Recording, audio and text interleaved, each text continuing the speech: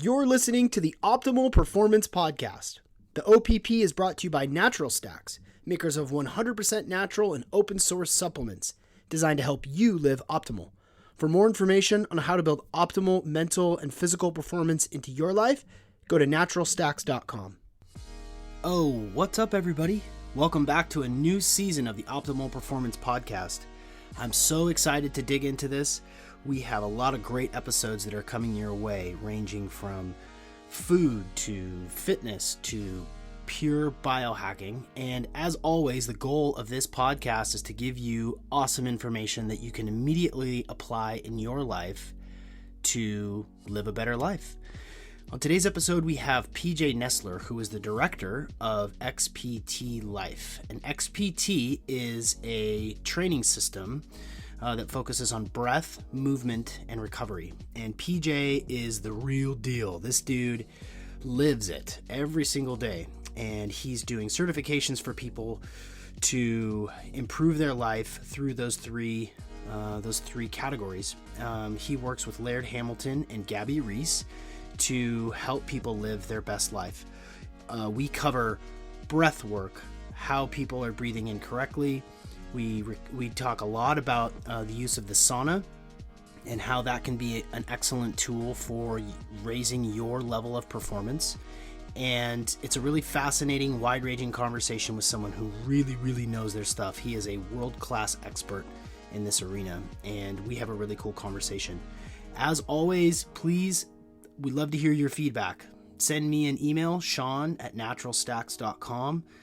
Like this, share this, listen to it, enjoy wherever you are in the world listening to this podcast. And I am so stoked to be releasing a new season of the Optimal Performance Podcast. And we have so many great episodes coming your way. So look forward to these every Tuesday.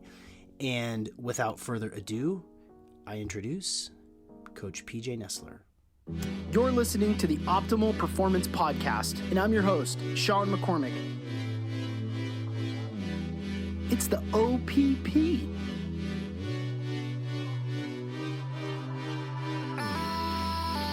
I'm a performance coach, a wellness entrepreneur, a blogger, a speaker, a biohacker, and it's my privilege to bring to you the leading experts in the field of performance.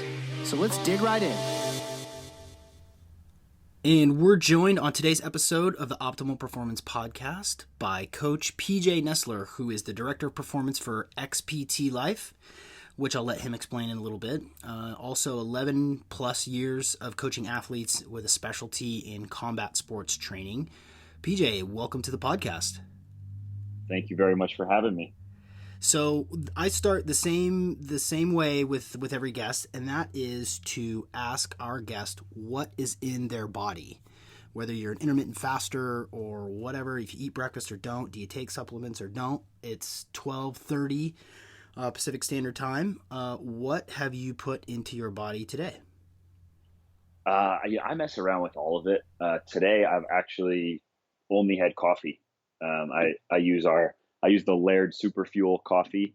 So I have the instant one, and that's all but today's an off day for me. I don't work out today. So I just woke up, I had a coffee with a little bit of fats in it, and that's all I've had so far. And I'll probably grab lunch afterwards. Nice. Normally I would have taken some supplements too, but I actually didn't do that this morning. Okay. I forgot. Did you say you just woke up? No, that's what I had. I said I woke up and I drank that coffee. That's all I've had so far. Gotcha. I thought you were telling me that you slept till 11:30 today. No, that's not usually me on a weekday. Yeah, right. So we can take this. I'm really excited to talk to you, and I've been following your work and your YouTube channel and the work that you do with XPT Life. Can you just give us sort of an overview of the sorts of things that you're most interested in, from breath work to performance and deep water work, and tell us also a little bit about XPT Life? Sure. XPT is basically, we describe it as a performance lifestyle. And XPT stands for Extreme Performance Training. And really, we define that as helping people to achieve the ultimate performance in whatever performance is for them. So people get kind of turned off by the extreme and performance. They think performance means I have to be an elite athlete. Extreme means I've got to be like Laird Hamilton and surf 50-foot waves, or this isn't relevant for me. And really for us, extreme performance is just performing at the absolute highest level in whatever task that is. It can be daily things like playing with your kids. It can be performing at your job. It can be performing in the bedroom. It can be performing in recreational sports, whatever that means to people.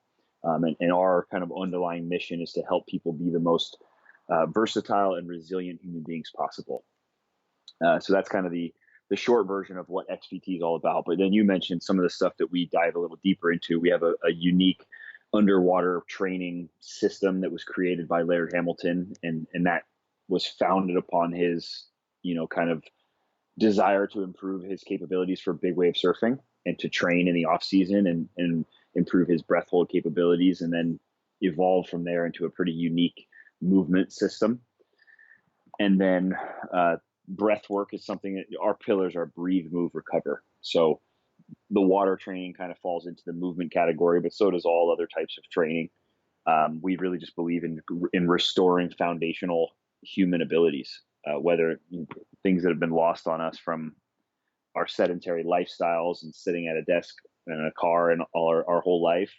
And we've lost the ability to breathe properly, to stress ourselves with environmental stressors like heat and cold, because our technology and we've convenienced ourselves out of those things, or to move properly, to run and jump and skip and shuffle and move our body the way it's supposed to move. And a lot of us have lost those abilities. So that's kind of what, I mentioned our goal is to help people be the most versatile and resilient human beings possible. And the way we do that is by restoring all of these different foundational human abilities and understanding that there is kind of a wide spectrum of them. And if you skip them and you spend 20 years focusing on one area and neglecting the others, you're going to become a liability in those areas, and you're no longer going to be versatile. So that's kind of the overview of XPT and what we do. And then your second question was the areas I'm most interested in, and I'd say my job is to be interested in all those areas. But I think for me, I read a lot of the research on cold baths, ice baths and saunas, mostly because that's my job. And the research is so new on that I have to stay up with it. But I think the breathing is something I'm the most interested in, because I think it has the most benefit to the most people. It's super, super impactful for people's health, performance, longevity. It can apply to every single human being. So I think that's one of the things that it's so easy. It's a low hanging fruit because you can literally do it with zero equipment. You don't have to be in a gym. You don't have to be, you can do it anywhere, any piece of equipment, or without any equipment. And it's impactful for children, doctors, physical therapists, elite athletes, elite military units, elderly populations, general fitness. It applies across such a broad spectrum that that's why I think it's so powerful. And that's probably my favorite thing right now to research, to learn about, and to teach. And that's what I do a lot of. Yeah, I would agree with that. I think most people are is it safe to say that most people are breathing incorrectly? Yeah, I'd say probably more than half the population is breathing with some sort of dysfunction. And that's a question I get all the time. People say, well, do you really need to teach people how to breathe? Like, don't we know how to do that? I do it every single day. And the answer to that is we certainly do, because you definitely know how to breathe from the time you're a child, but then you screwed it up. You started eating poor diets or sitting in poor postures or not knowing how to mitigate and control your stressful responses to certain situations. And those triggered dysfunctional patterns. And then you just spent the past 25 years feeding that dysfunction. So we need to restore that, just like we need to restore people's postures and movement capabilities and mobility and flexibility and strength and all that kind of stuff, because a lot of us has just screwed it up.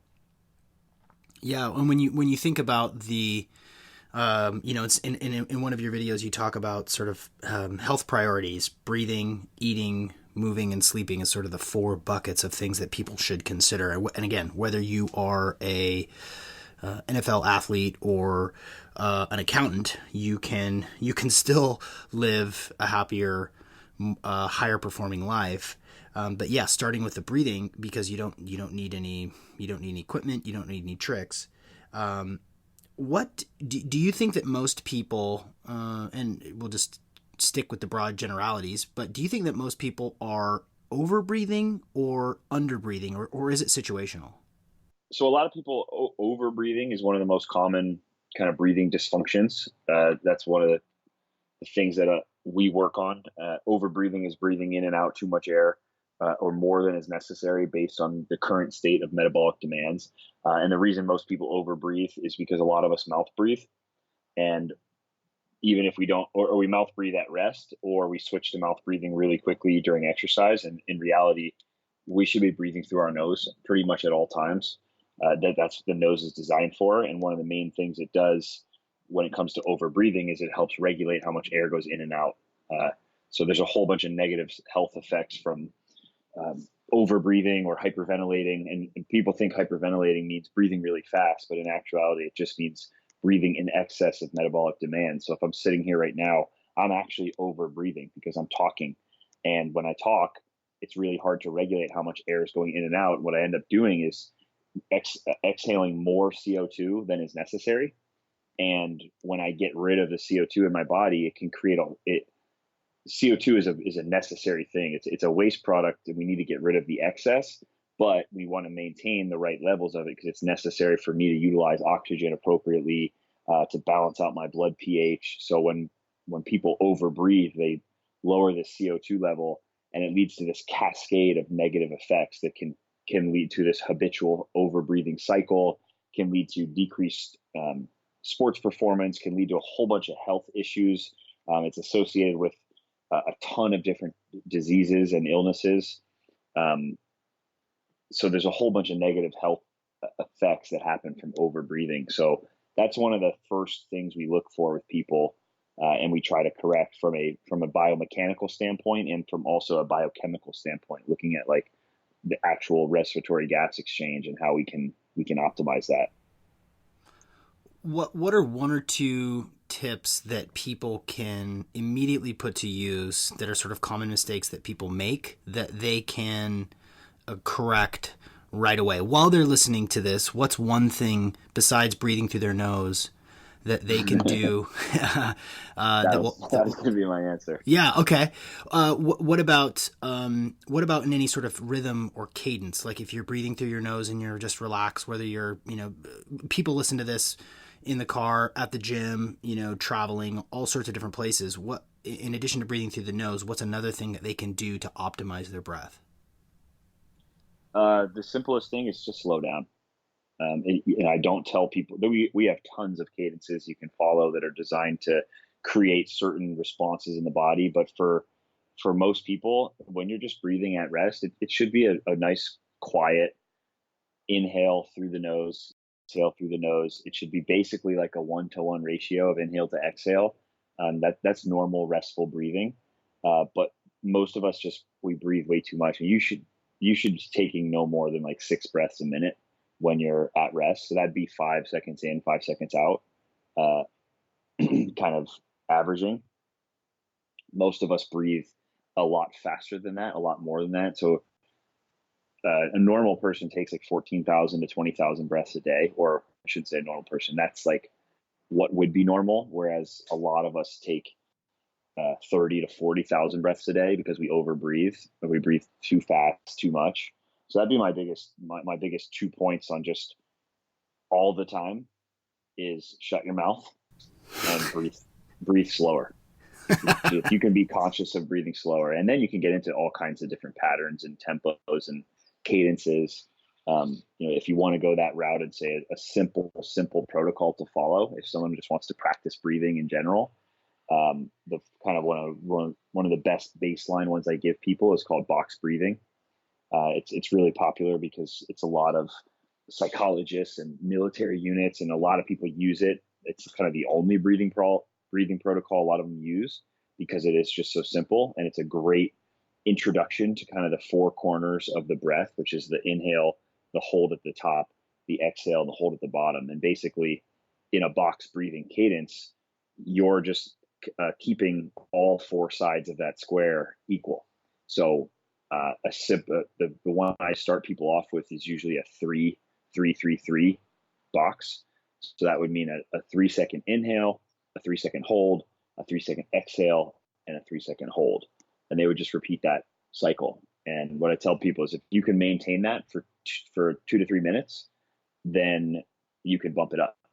So if I do that for 3 minutes and that was easy, try a 4-4-4 box, a 5-5-5 box. Start to improve that. If you can't maintain it for 2 full minutes, then you haven't mastered that cadence.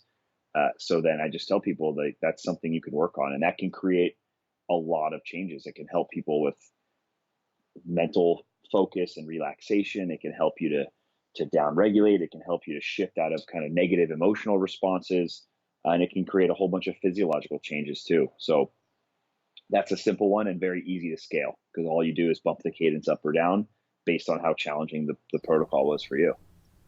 That is excellent. That's golden advice. So for anybody that's listening, if you're faced with a moment of a heightened state, if you're stressed out or you got a nasty email or one of your coworkers is bugging you or whatever, you can go to start with that 3-second box breath, and it will noticeably help you relax and be more in control of your emotional state. I think that's excellent. Yeah, absolutely. And the next tip I would give on that is if you're going to do it and you're going to sit there for 3 minutes and focus on your breathing, focus on breathing into your belly.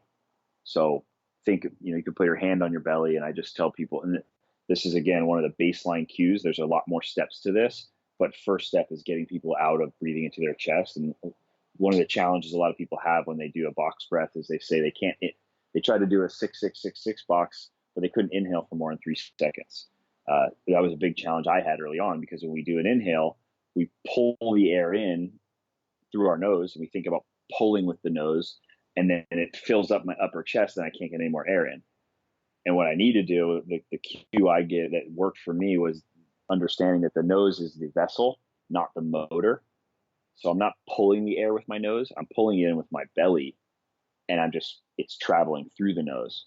And that helps you to kind of slow it down. And then, those are the 2 biggest takeaways when it comes to breath work. When I tell people, and they say, what can I do to optimize my breathing? I say, shut your mouth and breathe through your nose all the time, and breathe deep down into your belly and feel your belly expand when you inhale and fall when you exhale. If you can fix those 2 things, you're light years ahead of 70% of the population.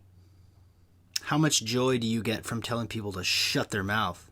I like it a lot. It's definitely, I put it, it's something that catches people's eye on my Instagram, or when I write an article on nose breathing, I like to use that title. Or when I did a post about mouth taping, I think the post was titled like, shut your damn mouth. Yeah. Something like that.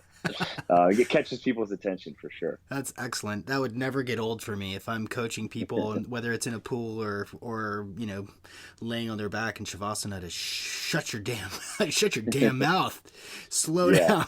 I love that. And it's also great. I mean, if you're working with kids, or I wouldn't tell kids to shut their damn mouth, but if you're working with kids or even athletes that get lost and they start talking and they just get lost in certain things, when you get them focused on their breathing and they're breathing through their nose, they can't be doing any of that stuff. So it creates this very unique opportunity for you to coach them, to communicate with them, for them to just be aware and checked in on them. That's why I say do that when you're angry or you're about to have an emotional response. Take a few of those focused breaths, because let's say you did 3 of those box breaths. That's almost a minute. That's 45 seconds that you just spent focused breathing. Well, 45 seconds of time in mental clarity in order to decide how you're going to create this response to whatever that negative situation was. I guarantee you that'll change what your response is most of the time.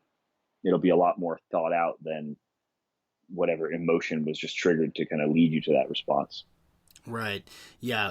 Buying yourself a little bit of time to lower your state and to relax a little bit, to be able to respond instead of react, that's gold. And that can be applied. I mean, that's many, many moments throughout any person's day is handling like a little freak out moment a, uh, with a balanced breath for, 45 seconds. That's a game changer. That's like a superpower. Yeah, it allows you to kind of take that opportunity to shift from. I don't know if you're familiar with the book Thinking Fast and Slow. They talk about the brain in two systems, and Yeah. system being kind of our reactive emotional brain, and system two being our rational logical thought processing brain. Um, but it allows you to kind of tap into that system two and use your logic and reason versus just allowing the emotional reactive response to happen, uh, which is naturally where we would go with that. Yeah, it's the most applicable biohack there is to be able to be in control of your breath. Yeah. So one thing, and just because I am fascinated by it and I've made it a practice, is the sauna and cold exposure. And our listeners are going to be up to date on this stuff. Thank goodness for the work that Wim Hof does, and expanding people's perception of the power of that practice. It's hard to not take a big inhale, chest breath, when you're either in an ice bath or in a cold shower. And again, this is something that I've just been really passionate about since I bought my infrared sauna a couple of months ago. And my protocol is to do it typically at night, sort of as the last thing that I do before I go to sleep. And I'll sit in the infrared sauna for 25 minutes or so, and then I'll go upstairs and take a cold shower. And I think everybody's reaction to cold water is to go, and that's not the right way to do it, is it, PJ?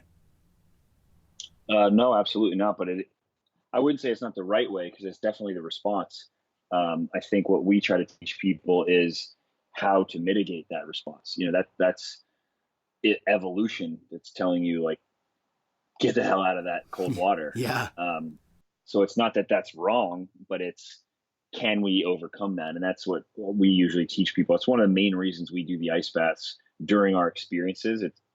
Of course, there's a host of physiological benefits, psychological benefits that people can take from them, and we teach those. But step one is we just spent an hour teaching them breath work and talking about breathing being the remote control to the brain and being able to regulate their emotional states, their nervous system. And now we're going to put it to practice. We're going to put you in a situation where you're literally going to panic. Your physical responses is going to be fear, stress, anxiety. Your emotional and psychological response is going to be the same thing, pain, fear. You're going to feel all those sensations in this very safe place. You're not in any real danger, but your body is going to respond like you are. And can you exercise those tools that we just gave you and put them to play to kind of overcome and mitigate that response? And the more you practice that and get better at it, I think that's one of the main things that will transcend into your daily life. I know it has been for me and for my athletes and for the thousands of people we've worked with anecdotally. But that's one of the things that I think is the most powerful. That's really hard to quantify. Yeah. Let's dig into the science. And you made the point early on that the research is still pretty new around heat shock proteins and cold shock proteins and what they do and how they work. But for those of us who know a little bit, or for those of us that don't know anything at all, can you give us sort of an overview of what you've learned, and about the benefits of and what do you call it? Hot cold therapy, how do you characterize that practice? Yeah, we call it hot and cold exposures, or just exposure in general. Thermoregulation. We call it a lot of different stuff, but I just usually refer to it as hot and cold exposures. Yeah.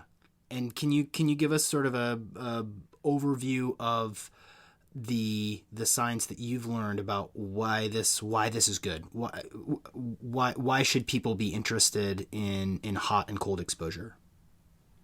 Yeah, I think the super simple answer is thinking about these things as stress.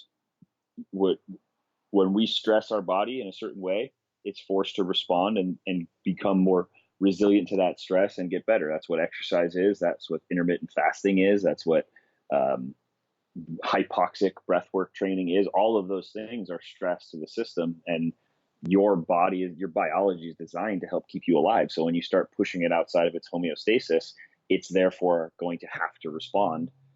And you can take it, the process, the term for this is hormesis, that was kind of made pretty popular. If you follow, which I'm sure a lot of your listeners do, follow Dr. Rhonda Patrick and Ben Greenfield, and people who talk about saunas and cold baths and intermittent fasting. And hormesis is basically a term for uh, an exposure to something at a lower dose can be beneficial, whereas at a high dose it would be deadly. And the example I always give is, any medicine is poison at a certain dose.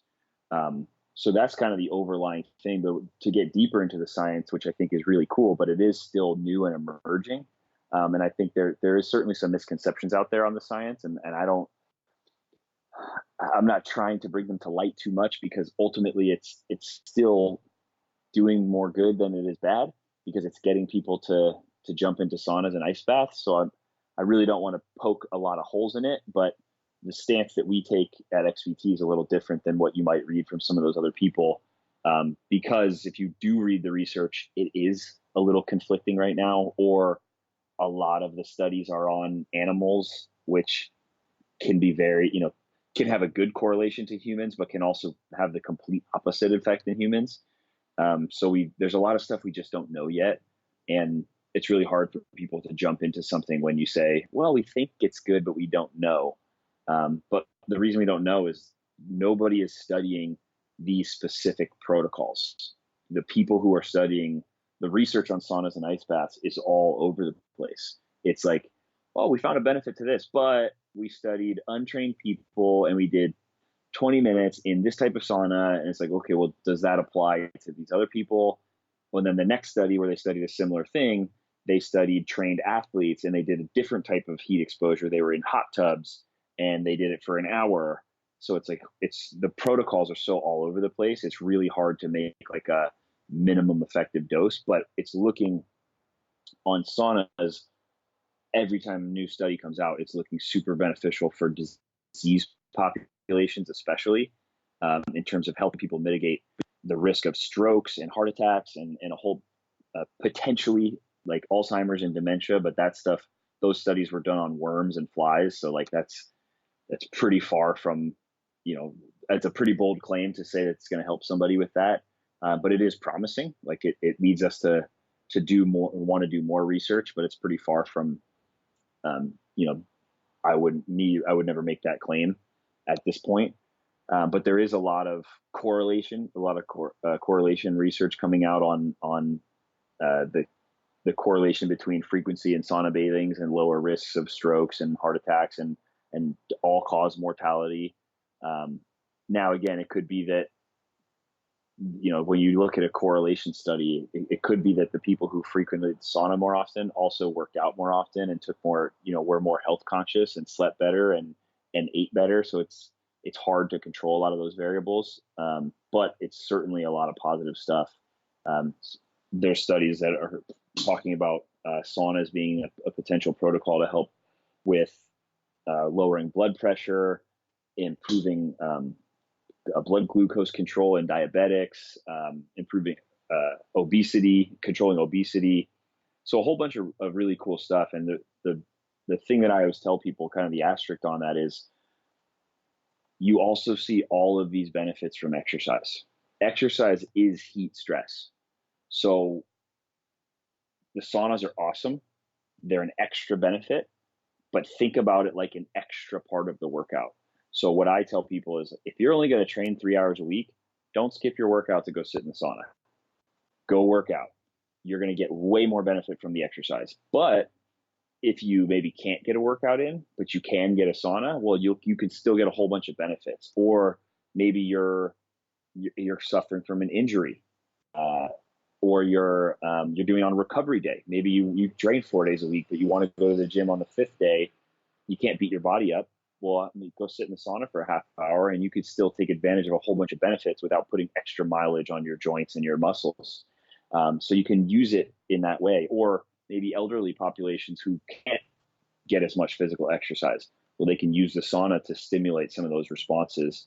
And then the extra caveat to that is in athletes, they're seeing some benefits to performance, specifically in runners. But those people were using it at the end of their workout. So again, maybe I work out really intense for an hour and then I go sit in a 20-minute sauna. Well, the reason those runners were able to improve their running to exhaustion time was they did 30 minutes actually, but they spent an extra 30 minutes exposing themselves to heat stress. So it's basically an extra 30 minutes they were exercising. So they were able to tolerate a lot more exercise in their follow-up trials because they had 30 more minutes of stress on their system, but not stress on the joints and on the muscles. So it can be used like that in a lot of really beneficial ways. So I think it's super powerful. I think it's something that more people should be doing, but I certainly don't want people to think that because of they're seeing these health benefits that they should just start using saunas only or skipping workouts to use the sauna, because the workout still needs to be the priority. And then you can add the sauna on those other times, or if you can't get the workout in for whatever reason. I'm definitely guilty of that. I'll come clean. I definitely at least once a week say, nah, instead of working out, I'm just going to sit in the sauna because it's good for me. So I feel like I needed to cop to that.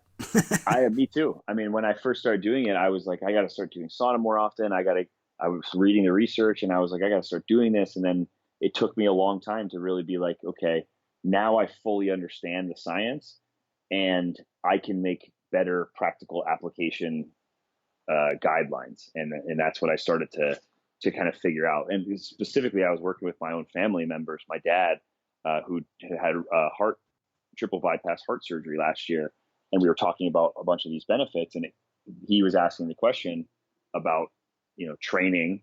He doesn't have that many hours to go to the gym. He doesn't go to the gym 7 days a week. So he said, should I maybe skip one of my swimming workouts to do the sauna? And I said, absolutely not. Do the swim. And then if you want to jump in the sauna afterwards, or if you do go to the gym on a Sunday, when you're taking your off day, jump in the sauna for 20 minutes and take a shower. Those are things where you can get extra benefits, but definitely don't skip the workout to do it. But I'm guilty of it too. And sometimes you wake up and you go, you know what? I'm not going to train today. I'm not feeling it, but I will go jump in the sauna. So at least I got something rather than I was just going to sit around and do nothing.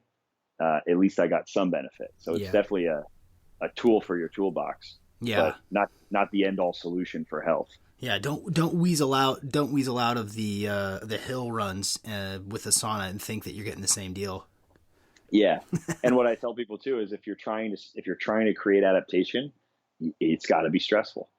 Yeah. If you go sit in the sauna for 5-10 minutes and it's nice and relaxing, that can be great if the goal was to just relax and to kind of restore yourself and recover.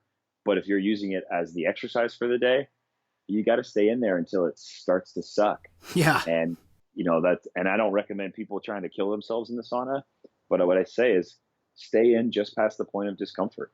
When you start to feel a little claustrophobic and it starts to suck, see if you can push past that for a minute or two and get out. You start to feel lightheaded, dizzy, whatever. Don't go crazy because you could die in there. But that's the point where you're going to start to see the benefits, just like exercise.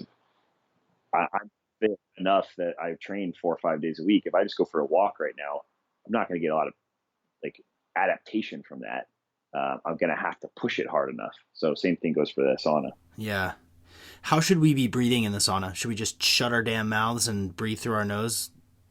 I would love to say that, but to be honest, it's so hard to breathe through your nose in the sauna because it burns your nose.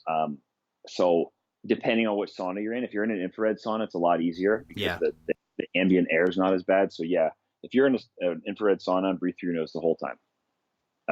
Same breathing protocol. You can do that box breathing pattern and actually use that as an opportunity to do some focused breathing while also taking advantage of sauna benefits, then you're super biohacking. But in a dry sauna that's really hot, it can be hard to breathe through your nose.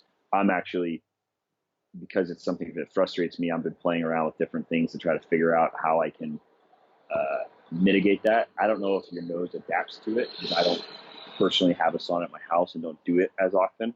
That's something I was going to ask Laird about, because I was trying to do nose breathing in the sauna last weekend with my dad in New York at the gym back there, and their sauna is like 195 or 200 degrees, and I couldn't do the breaths through my nose. They're just burning my nasal passages. So I have to figure that out. That'll be something I'm going to solve. Maybe I'll invent a product you can stuff up your nose when you're in the sauna. That sounds interesting. Yeah. A cooling filter for your nose. Yeah, right. Yeah. Oh, I like that idea. Yeah, that's what I do. So I tend to meditate in my infrared sauna and breathe through my nose, and yeah, just trying to combine the benefits of being in there, because a time or two I bring my phone in there to do like an Instagram live video, and after like 6 minutes my phone overheats, and I'm probably like killing my phone, but yeah, you're not supposed to do that. Nope. No. Well, yeah.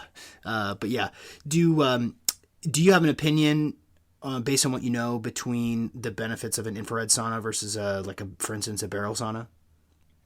Yeah, so what it comes down to, based on my understanding, is really the level of stress. I think infrared saunas are phenomenal. They don't get you as hot. So you just have to stay in there for longer to get the benefit, I think, because less stress, less adaptation. So same thing with cryo versus ice baths. And I've personally done infrared saunas. I think they're great. I know people say they heat you up different because they heat you inside and out, but the reality is you don't get as hot. I can sit in one of our advisor, or our XPT investors has an infrared sauna that he's super hijacked with 8 different extra heaters and everything, and I can still sit in there for an hour and not be super uncomfortable. Whereas I go to a dry sauna, even not even the 220-degree barrel saunas that we use, even like your standard gym 180-degree, 175, 180-degree sauna, you get to 25, 30 minutes in there and it starts to really suck. So I think it's just a different level of stress. So what I tell people is, if you are going to use an infrared sauna, you just probably have to stay in a little longer to get that kind of point of discomfort benefit. But they're certainly phenomenal. They're a lot cheaper and easier to put in your house. The only other downside to infrared saunas, and why we don't really use them, because they don't get you as hot. When we do saunas a lot for XPT, we also pair it with the ice bath, and it just takes a lot longer to heat you back up in between the ice bath. So I think they're excellent for a heat exposure, but when you get out of a 32-degree ice bath, it takes really long to get hot again. It's not that it doesn't work, it just takes longer. Whereas when we throw people in the 220-degree sauna, they're ready to get back in the ice after about 10, 15 minutes. Yeah. Until they get out, and then they don't want to get in the ice. They want to get back in the sauna. But, so that's why we go so extreme with the temperature swings. But I tell people, hey, anyway, you're going to get hot. Same thing goes for steam rooms, hot tubs. The research is a little unclear on that stuff right now, but there has been some benefit they've seen in steam rooms and hot tubs. So I just tell people, hey, if you've got it, whatever tool you have to get hot, just stay in there until you get a little bit past the point of discomfort, and you're probably going to get similar benefits, at least based on the current research. And that's kind of the best recommendation we can make so far.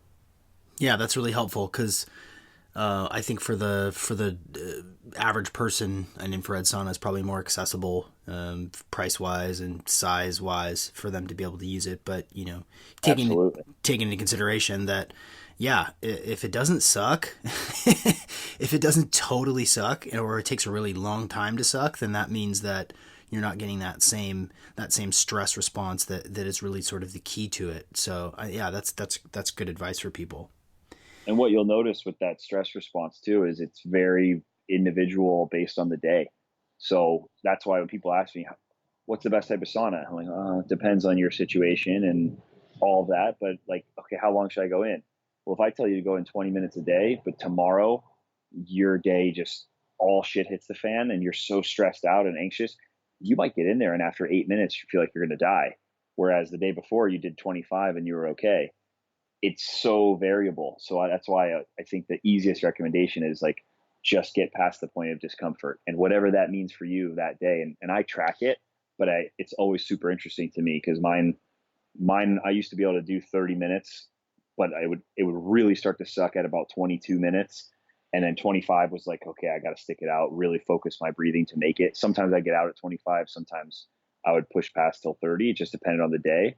And then there was be days that I'd go there, especially after a day of working all day. When I was writing our certification program, I would kind of just spend 10 hours behind my computer just writing. And then I'd go to the sauna to just kind of unwind. And I would notice at like 16 minutes, I was just like, oh man, I got to get out of here. I don't know what my deal is today. And I started to look at the kind of common denominators there. And I realized that it was all that accumulated stress from throughout the day that was affecting my ability to tolerate this stress later on. Yeah, if that's fascinating. So how do you just sort of track that with a journal? Like, oh, today was a relaxed day and today was a stressful day and this is how long I lasted? Yeah. Yeah. I was just writing down. I mean, at first I was just in my head, I just would know how long I was, because for me, it was always a challenge. Like, okay, if I'm going to do the sauna, I know yesterday I did 26 minutes. So today I'm going to try to do 27, always trying to get better. And then you go in for 22 and you're like, man, I suck. Why am I such a wuss today? And then you start to do that a few times. You're like, okay, there starts to be a pattern here. It's not just like I'm mentally weak on certain days of the week. It's like, oh, the days I came in at night were the days I really sucked. So maybe it's the nighttime and I'm better in the morning from a physiology standpoint, or maybe it was the reason I came at night was because those were the days I was stuck doing a lot of work. So I think that was the thing. And I noticed the same thing with the ice bath. When the times that I have the most trouble in the ice bath is we do the ice bath on day 2 of our certification program. And at the end, we do it at the end of day 2. And then I usually, once all the participants leave, me and my assistant coach will do our own kind of sauna and ice bath to kind of end off the day, because we're obviously going to take advantage of having an ice bath already there. Yeah. And what I noticed is after 2 full days of being on my feet, teaching, presenting, those are the worst ice baths ever for me. Like my feet are in sharp physical pain where sometimes I have to actually take my toes out. Sometimes I shiver a lot, all these kind of physical responses that never happen to me. I mean, I sit in my freezer in my garage for 5 minutes and I'm fine. I meditate in there and I'm okay. Meanwhile, I jump in this ice bath. It's the same temperature. And I had to take my toes out after a minute and I have to get out at 2 minutes because I'm shivering uncontrollably. So I noticed that the stress plays a big role in that. Tell us about your freezer at home. How do you have it set up? So I bought a chest freezer, one of those like coffin freezer things from the commercial ones from Sears. Actually, I got it super cheap, and all I did was we sealed it. We put some. I'm actually going to come out with a video on XPT pretty soon about exactly how we set it up. Nice. Because a lot of people ask that question. It's a decent home setup for people. Not great if you're leading a bunch of people through it because you got to keep it clean. So if you do it with 20 people all the time, at your gym or something, it's probably not the best setup. But it certainly saves you a lot of money on ice because you spend $100 each time you buy the amount of ice that we use in an ice bath. And for me to do them regularly, I've already used my freezer. I've had it for like a month. I've probably used it 20 times. So I've already paid myself back in tenfold.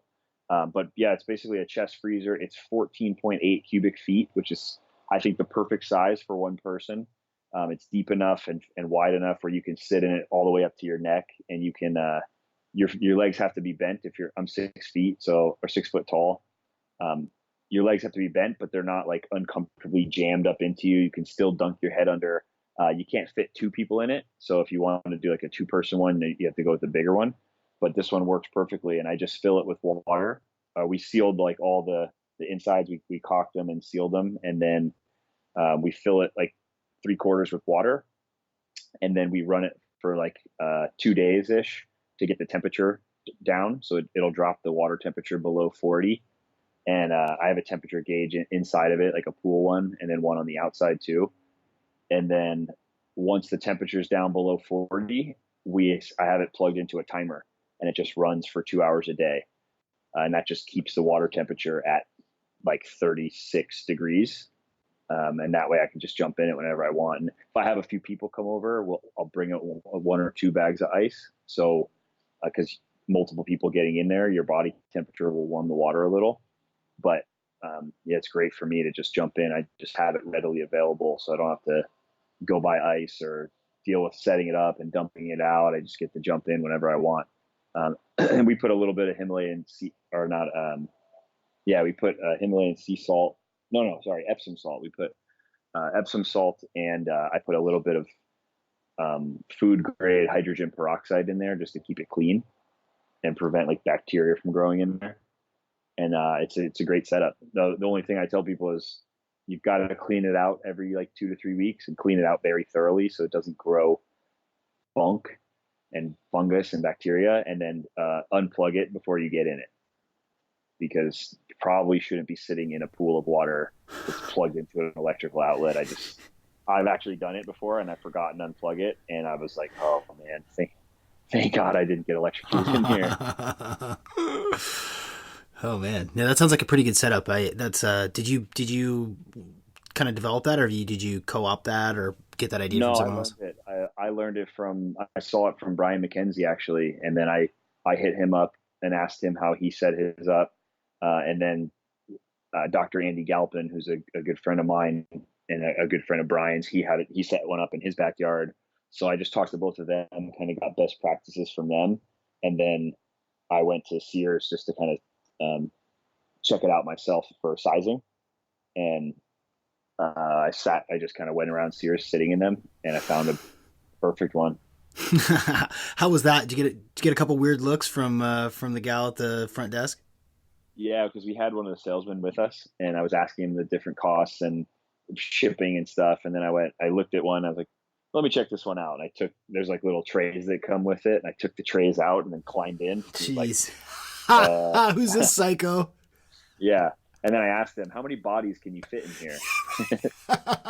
And I did that on purpose just to kind of gauge his response. So I never actually told him what we were doing with it. I'm sure he thinks that we were freezing dead bodies in it. No. Oh boy. Now you're on a watch list. Yeah. The police haven't been by yet though. So I think we're okay. Just me, just chilling. No big deal, gang. Yeah.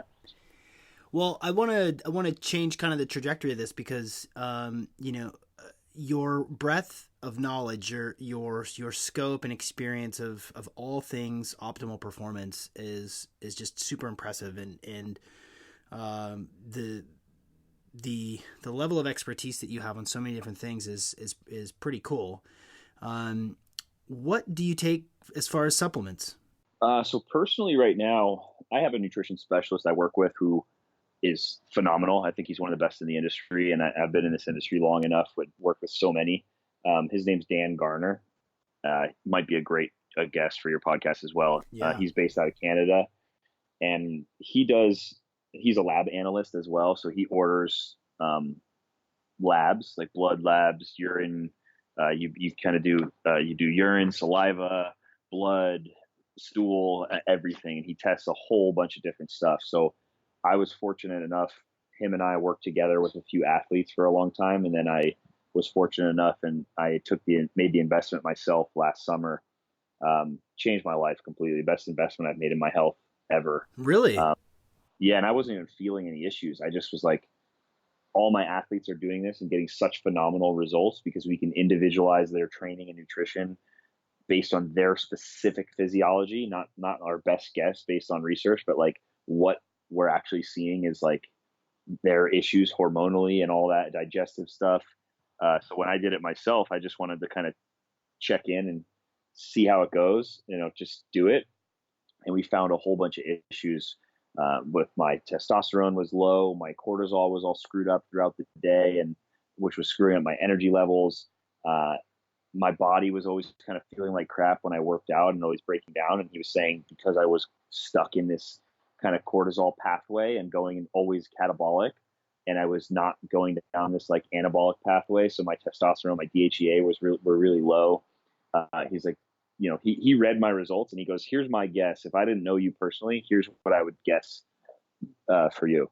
And he basically told me exactly who I am, the issues I was struggling with, my sleep issues, like all this stuff he kind of laid out for me based on my test results. Sorry, that took me way down a tangent. But the moral of that story was we love tangents. He developed a specialized nutrition and supplementation program to fix a lot of those issues, which we did. And then since then, I've been working with him to kind of help me continue to progress. So I worked with him to put on a bunch of muscle. We went on a supplement protocol for that. Now my goal is really just kind of maintaining where I'm at. But I got my blood work done over the summer, and I saw that my testosterone wasn't low, but it was on the lower end of the normal scale. And I want to be on the optimal end of everything.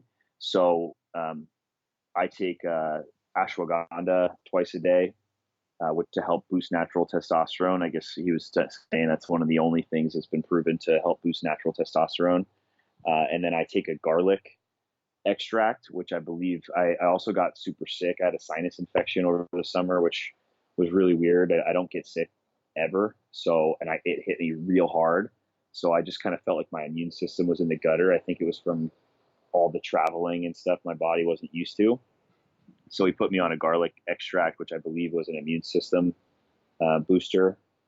And then outside of that, I take some regular daily supplements. I take a multivitamin. I take a fish oil. I take a vitamin D. And I think that's it. You take anything for inflammation? No. Like curcumin or turmeric or magnesium or anything?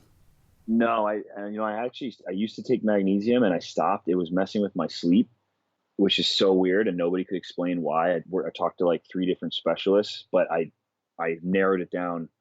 Every time I started taking magnesium in the morning and at night, and I was not being able to fall asleep. Huh. As soon as I stopped it, my sleep was fine. And then I started it back up, just taking it in the morning, and it screwed with my sleep. So I was just like, I'm not going to take this anymore.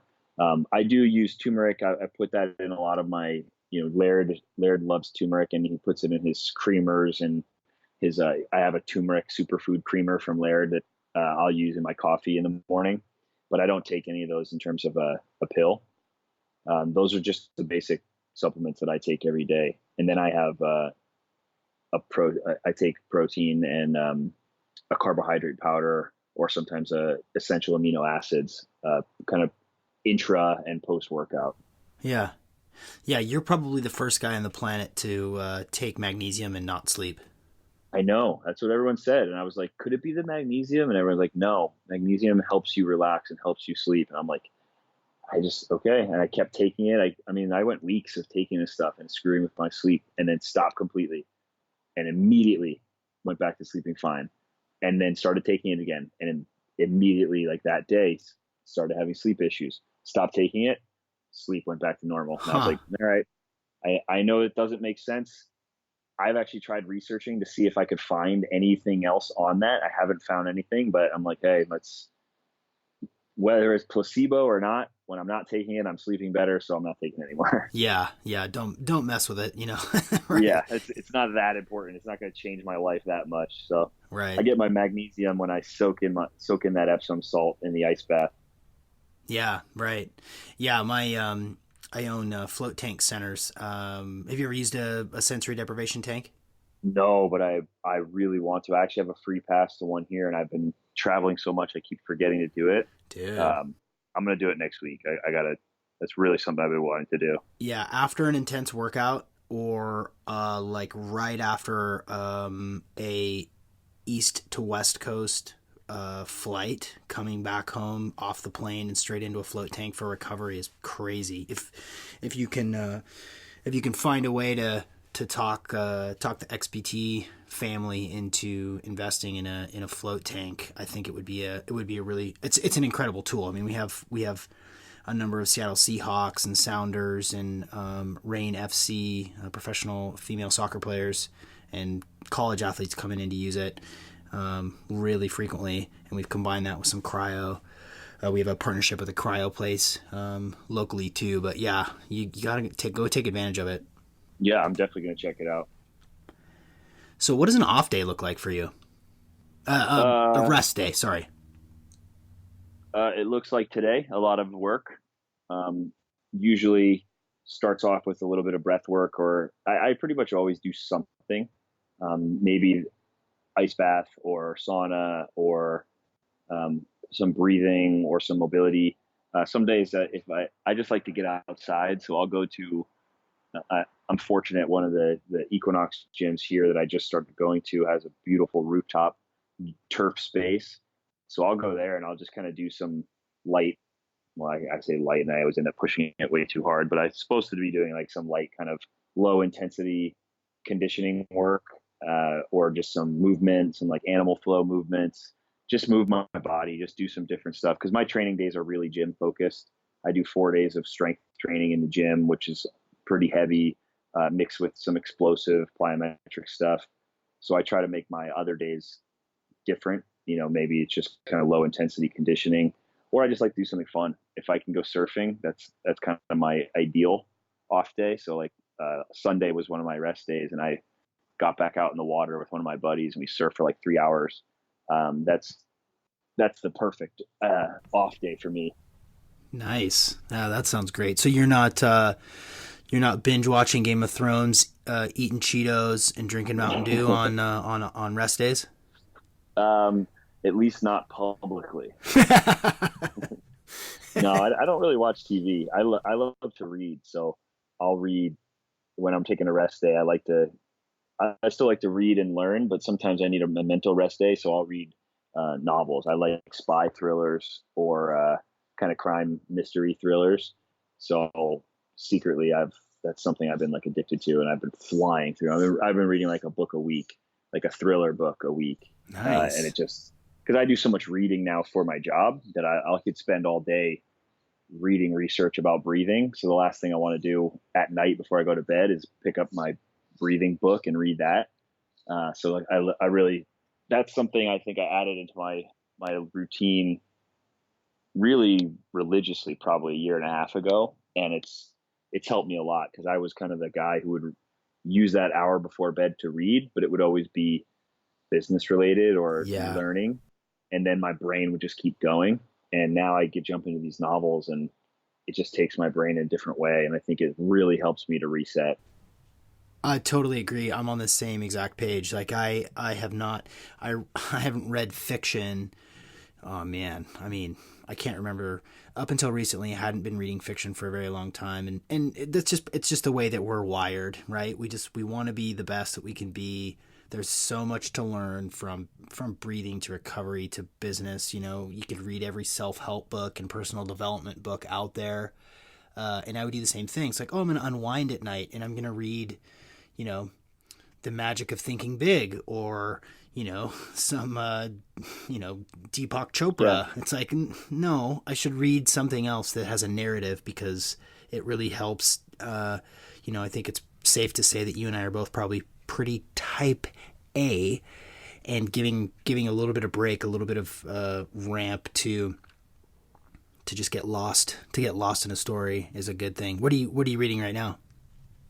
yeah, I completely agree. And I just to add on to that, I would my excuse was always, well, there's so many books out there I need to read to learn.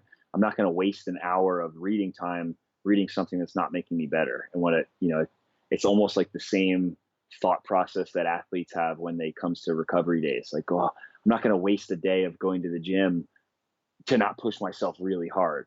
But it's the same thing. If you're not doing something to let your brain recharge, you're not going to take advantage of it tomorrow and the next day. So right now, I'm reading a book. I have a Kindle, so I don't even know what it's called. It's by Harlan Coben. It's kind of a crime mystery thriller. I'm going to tell you what it is. I just read another one of his, and this was a new one that came out. I actually had a friend who was reading it, and she was like, "Read this book. I'm about to start it. It's called Stay Close by Harlan Coben." Okay. And then my next one is a Tom Clancy novel, which I've never read any of his, but I love. I've read a couple of recent. I kind of like to bounce back and forth. I read Ready Player One recently, which is a little sci-fi. Yeah. Then I read a couple of like kind of crime, murder mysteries, and then I'll jump back in and do a spy thriller and bounce through those kind of genres. Yeah, I think it's an excellent point. It's just, it's same thing as it's important to let your body recover. Like you can't redline every day, all day, and especially when your career and your purpose in life is to help people perform at a higher level. You eat and sleep and breathe this lifestyle. You need a break too. You need to give your brain a little moment to just kind of chill out for a second. That's good. Yeah, sometimes we have to take a little bit of our own medicine, our own Yeah. advice. Well, in my experience, as a life coach, working with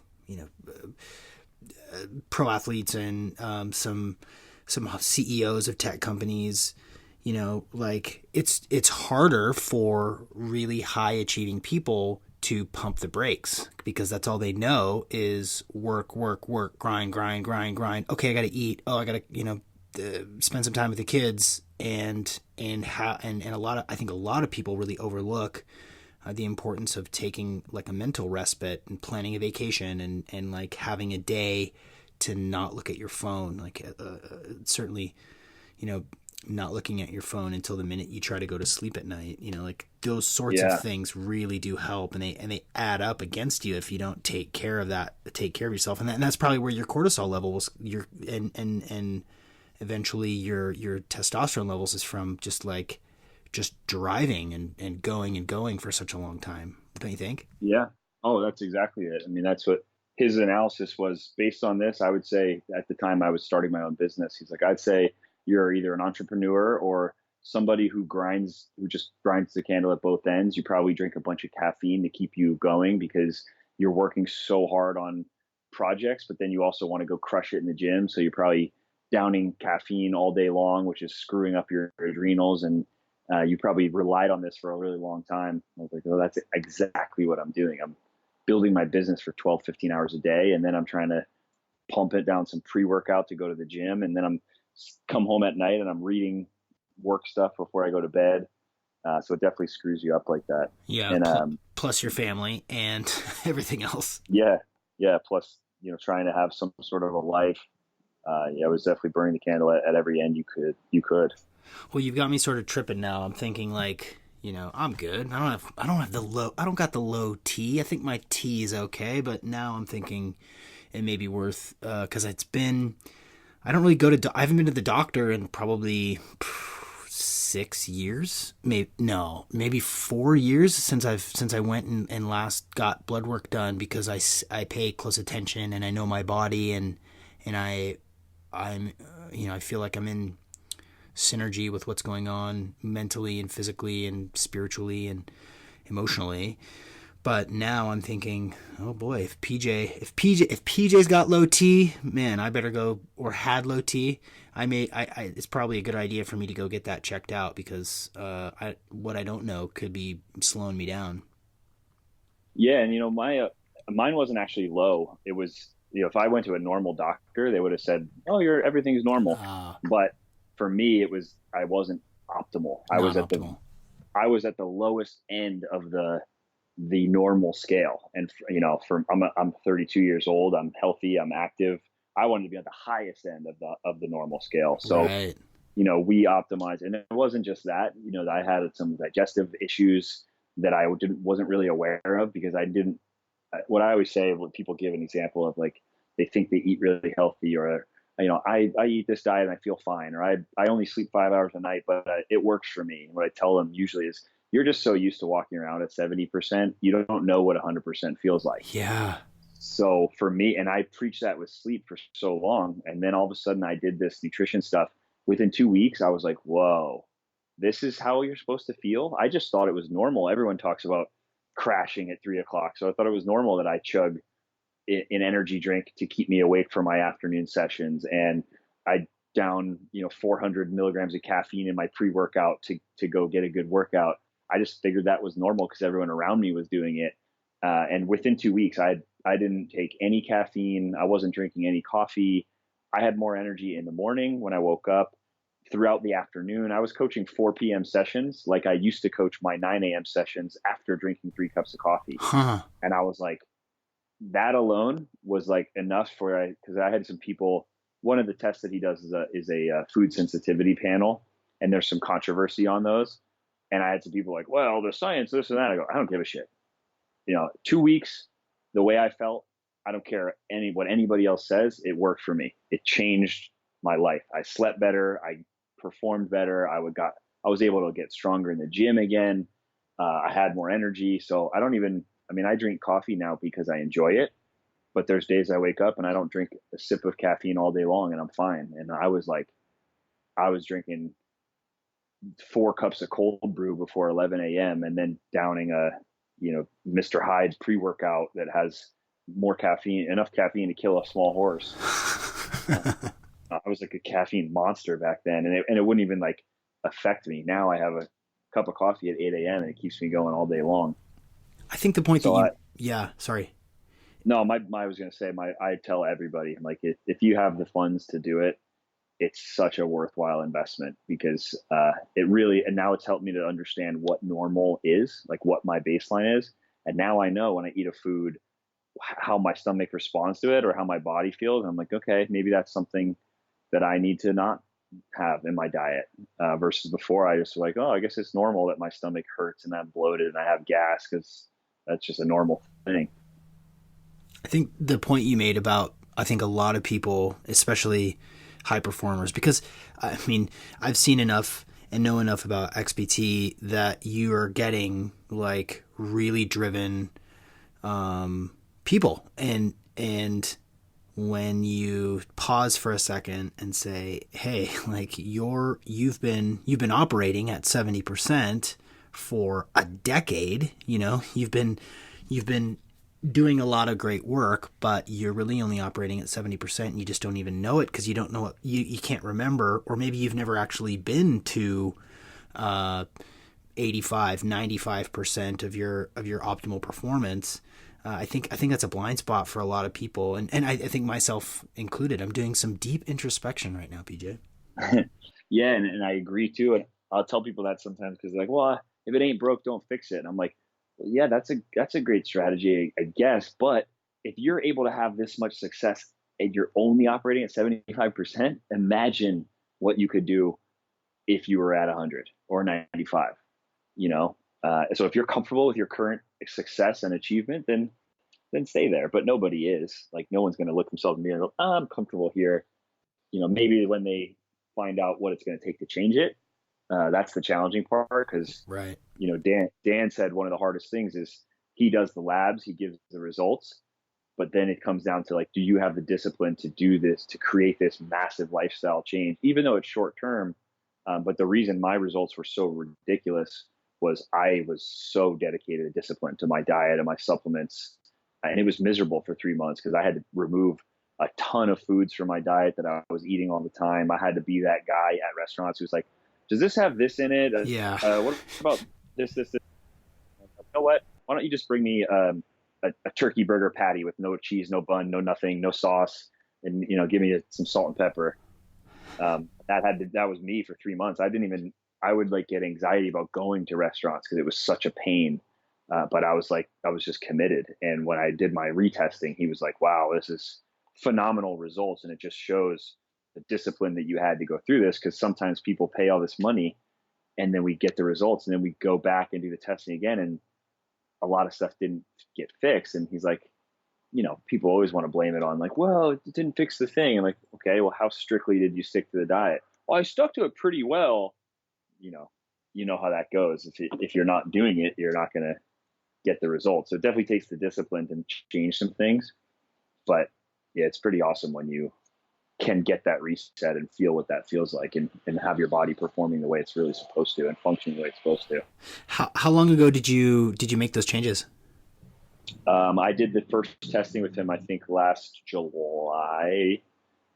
Yeah, I think like late July. So I started the new protocol with him sometime in August. And then I did 3 months of that, finished up late spring. I actually lost a ton of weight on there. because I was so restricted in what food I was able to eat that I Yeah. just ended up not eating sometimes. And I got really skinny, but I felt phenomenal. And then I had reset everything. My hormones were back to normal. And then I was like, okay, well now I lost a bunch of weight. Let's get on a program. Now that I've got my hormones functioning the right way, I want to go on a hypertrophy program and put some muscle on. So then I've been working with him for over a year now, where he's been doing all my nutrition and my training programs, which has been great, because it's great to, one, to have those two things synchronized, and then two, to have it all off my plate, like just to be a client, and Yeah. not be trying to train myself. So how do you eat now generally? So now I'm kind of back to normal. I put on some muscle. I was on a hypertrophy program for like 7 months, and I put on a bunch of weight, but I was also kind of telling myself I'm on a weight gain program. So coming off that restricted diet, I ate a lot of crap as well. And I got a little fat, but I cut down now. So I probably I'm about 10 pounds heavier than I was before.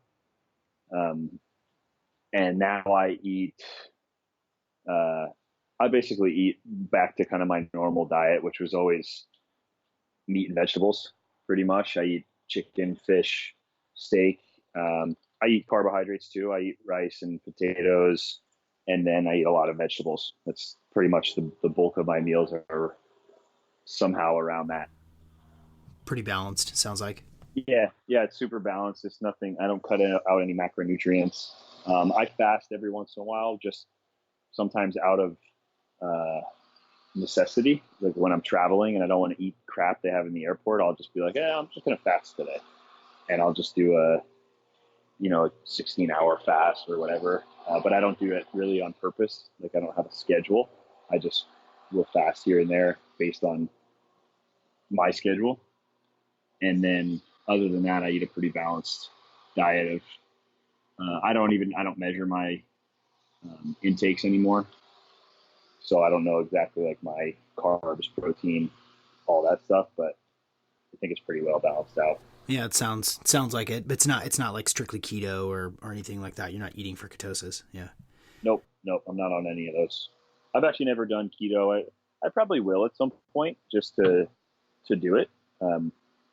For me, I was anti that stuff because I was a performance person, and mostly because I had so many fighters coming to me like, oh, everyone says you should do keto. I'm like, yeah, not if you're a professional fighter. It's not the diet for performance athletes like you. There's not that it's bad, but it's not the right one for you. But I think now now that I've kind of reset things, I'm interested in just exploring some other stuff. So I'll probably do probably a more focused intermittent fasting for a while and see how my body responds. I'll probably do keto for 10 weeks or so and see how I feel with that.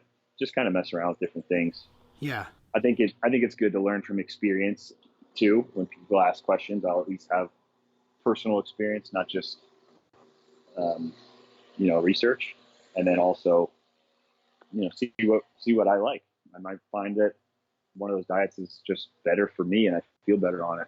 Yeah, just for the experience to be able to say like what it's like, what your experience is with it, and I don't know, maybe I should know, but I don't know that you can do keto for hypertrophy if you're looking to get put on muscle mass. I don't know how that works because I think you got to have some carbs for that. I don't know either. It probably wouldn't be ideal. I wouldn't say you couldn't do it, but it probably wouldn't be the best strategy, but I'm not really looking to put on muscle mass anymore. So yeah, I'm just kind of looking to maintain where I'm at. What I want to be I could go all day, PJ. I don't want to be careful with your time because I know you're a busy guy, but when it comes to mental performance, because we talked a little bit about mental performances in terms of the benefits for hot and cold exposure. Do you pay much attention, or do you eat for, study for, or do anything to keep your brain sharp specifically?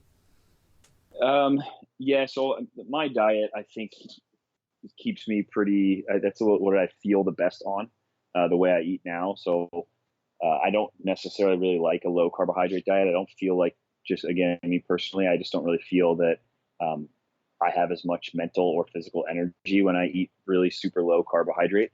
Um, but other than that, I mean, I'll take some nootropics here and there. I've taken like the Alpha Brain from On It, which I liked. Uh, I have a few other um, kind of brain nootropics that I'll take sometimes if I'm giving a presentation or doing a long, um, doing a lot of thinking work. You know, if I'm doing like content development and writing. But other than that, I don't have anything really specific I do from a nutrition standpoint for mental performance. Well, I'm gonna have to hook you up then, because that is the secret sauce that we have. There's a number of different products. From just for a better brain, we have a litany of products that we really like, including the sort of flagship Siltep, that has always been the best seller. It's a really quality product. But we also have like a serotonin brain food, a GABA brain food, a dopamine brain food, and the acetylcholine brain food that all do different things and affect and improve different neural pathways. So I'll send you a little. Before we go, I'll get before we hang up, I'll get your info to send you that stuff, because that's what I do too. Is I don't take the nootropics every day unless I've got something where I do really need to be hyper focused. So I think it's definitely worth checking out, trying out. Awesome. Yeah, I'd love to check it out. Nice. Um, Man, well, we again, like I said, we could probably go all day, but I think that this is probably a good place to kind of take it home. Um, what when it comes to overall optimal performance, we talked a lot about the breath, and we spent some time explaining some techniques for people to improve their breath and shut their damn mouths and breathe right. But based on everything that what's one or two things that people can start doing right away that will help them really have a better life? Start doing stuff that sucks. Excellent. Nice. That's one of the things people ask, like one of the reasons we do the ice bath. And one of the reasons I do it is, sometimes it's not for the physical benefits or for the recovery. It's because it sucks and I don't want to. And then for me, that's something that I think XPT brought out in me. And it's now seeped into all other kind of things in my life. I've been scared to death to go skydiving forever, but I've always kind of wanted to do it. So my sister asked me a couple of weeks ago if I want to do it. And my immediate thought was like, oh, I don't really want to do that. So I was like, yeah, hell yeah, let's do it. Sign me up.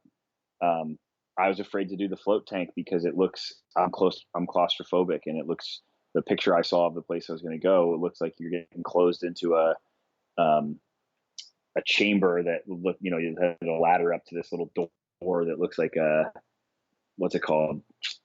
A door on a submarine. I was like, hell no, I'm not going in that thing. And I was like, okay, I'm not going to let that hold me back. So I'm going to go, and I'm going to overcome that fear that I have. So I think the mental and physical benefits of doing stuff that sucks and doing things that push you outside your comfort zone, I think people need a lot more of that, especially on the mental side. And that's a big thing that we do with XPT, and why people have such massive breakthroughs, because we find their edge of their comfort zone and we help them just step over it and then continue to keep doing that in really safe, fun, not necessarily fun, because it's not easy to find the edge of your comfort zone and push out of it, but in really kind of unique ways. So that's one thing I certainly recommend people do. And then the other one I tell people all the time is like, assess where you're at in the four major kind of health categories: breathing, movement, nutrition, and sleep. And I'm sure a lot of this is not news to your crowd, because I think they're very well informed in those things. But I think a lot of us, even guys like you and me, we just sacrifice other ones, and we think that we can make them up in the other categories. So we're like, well, I'm really good at the movement thing, so I'm just going to exercise a shit ton, and I'm not going to get as much sleep. And, we tell ourselves these kind of stories and whatever narratives we want to share with ourselves to allow us to circumvent these other categories because we haven't taken them into account, or we haven't prioritized them. And you'll pay the price somewhere in your health, in your versatility, in your resilience. You're going to pay the price by neglecting one of those areas. So I just tell people to check in on them. And if you don't have a strategy, if you don't know where you're at, find someone who's good at that thing and find a way to assess where you are and then optimize it. And a lot of those things are a double-edged sword. If doing it the wrong way can create massive negative effects, then doing it the right way and optimizing it can create massive positive effects. So it's not all about just fixing dysfunction, but let's take it the other route and optimize that system, but whatever that is, so that instead of just fixing my dysfunctional breathing, I'm going to make my breathing work for me. I'm not going to just get back to normal. I'm going to use it to actually be better than I was before or than everyone else around me. Excellent. Well said. PJ, thank you so much for joining us today on the Optimal Performance Podcast. Thanks again for having me. This was fun. Thank you, everyone, for listening to this episode of the Optimal Performance Podcast. As always, show notes, links to articles, explanations, and deep dives into the content based in this episode can be found at naturalstacks.com.